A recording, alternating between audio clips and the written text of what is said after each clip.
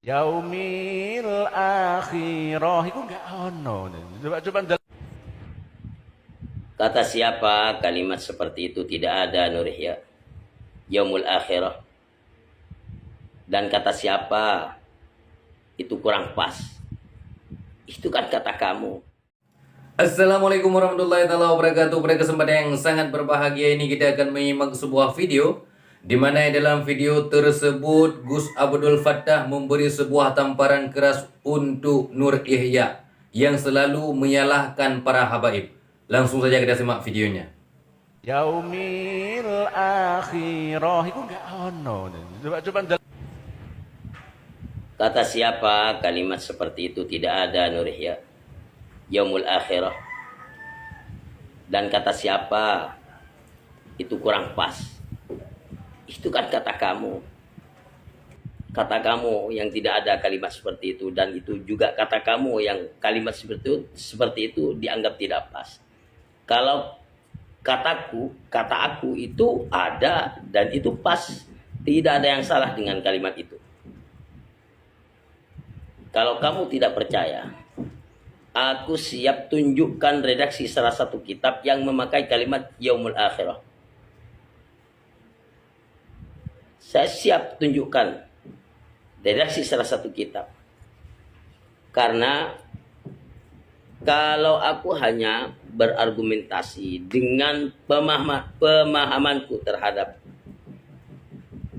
tata cara di dalam susunan kalimat bahasa Arab, takutnya kamu itu tidak percaya. Maka aku langsung saja akan menunjukkan. Kalau memang kamu itu mau minta dalil, minta bukti, itu aku tunjukkan redaksi salah satu kitab yang memakai kalimat yaumul akhirah. Itu kalimat yaumul akhirah tidak ada bedanya dengan yaumul kiamah. Sama itu Nur Ihya. Kamu saja yang menyalahkan kalimat yaumul akhirah, dan kamu berdalil dengan redaksi beberapa hadis di mana di hadis tersebut menyebutnya al yaumul akhir. Kamu tidak paham. Jadi sudahlah, kalau memang kamu itu tidak mau mengamalkan sholawat busyra, sudah, tidak apa-apa. Tidak apa-apa.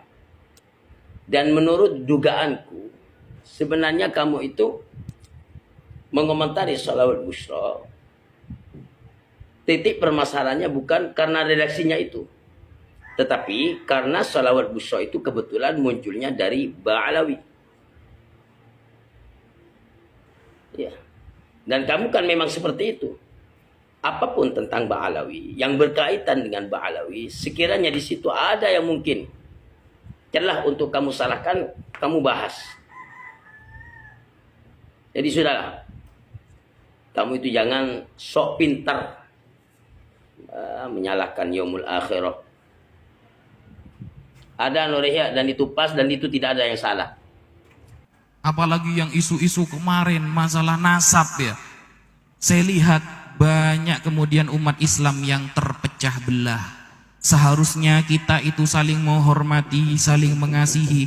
Hanya gara-gara sedikit permasalahan nasab kita berpecah belah. Ada yang kemudian meragukan nasab habaib. Tak percaya Habib bukan keturunan Nabi, terserah.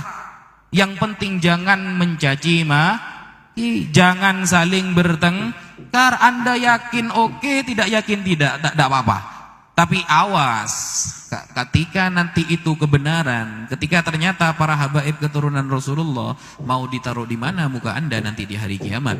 Kenapa? Karena seorang kakek itu lebih cinta kepada cucunya biasanya daripada anaknya loh. Ingat, kakek itu kalau kepada cucu lebih dari anak. Kakek itu paling sayang kepada cucu. Betul apa tidak, Pak? Anak kalau mau minta sepeda motor disuruh kredit, Pak. Tapi kalau cucu yang minta, kakek itu akan berusaha. Awas kalau sampai beneran ternyata di akhirat para habaib adalah keturunan Rasulullah, cucu Rasulullah. Nah, itu akan Anda tanggung sendiri nanti akibatnya. Bahkan teman Al-Fakir yang baru mu'allaf beberapa hari lalu, dan bahkan alhamdulillah besok ada 2 orang lagi yang akan mu'allaf masuk kepada Islam dari kalangan umat sebelah. Mereka mengatakan, ini mu'allaf loh. Orang mu'allaf mengatakan begini, Ustaz, itu sekarang rame-rame nasab kenapa Ustaz? Ya biasalah, ada orang yang tidak mengakui bahwa habaib keturunan Nabi.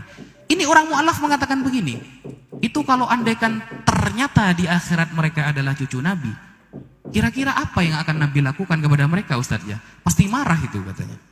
Masa cucunya dihina-hina kayak gitu? Saya aja kalau melihat cucu saya dihina, saya gak terima. Mu'allaf punya pikiran seperti itu.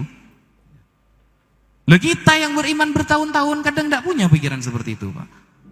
Nah, sehingga kita datang ke sini tujuannya tidak lain mencari ridho dari Allah dan Nabi Muhammad.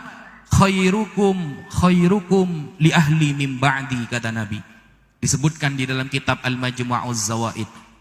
Hadisnya hadis hasan, bahwa kata Rasulullah, paling baiknya kalian yang paling baik kepada keluargaku setelah aku mati. Sehingga di dalam sebuah kisah ketika Imam Malik dipukul sampai beliau pingsan oleh Ja'far bin Sulaiman. Ja'far bin Sulaiman cucu Nabi dipukul Imam Malik sampai pingsan. Apa kata Imam Malik?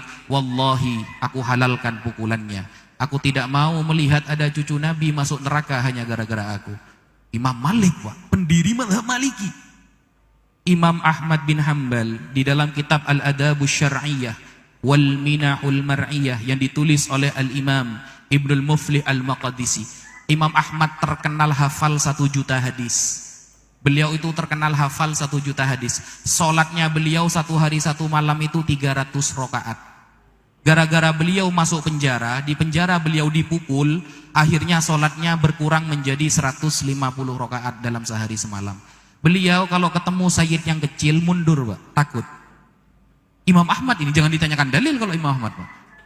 Imam Syafi'i, apa kata beliau? Saya kalau memang mencintai keluarga Nabi disebut dengan Syiah, maka falyashhadits tsaqalan anni rafidi, saksikanlah jin dan manusia bahwa aku adalah Syiah, kata Imam Syafi'i. Ini pendiri mazhab mengatakan seperti itu. Kita apa gitu? Hadis arba'in kita ada hafal, hadis arba'in Nawawi kita ada hafal, Pak. Nahwu sharaf kita kadang masih belum bisa, baca kitab kita masih lemah, pemahaman agama masih pas-pasan, kita sholat masih telat-telat, wiritan kita gak ada yang istiqomah, mintanya masuk surga tanpa hisab. Mustahil, guys.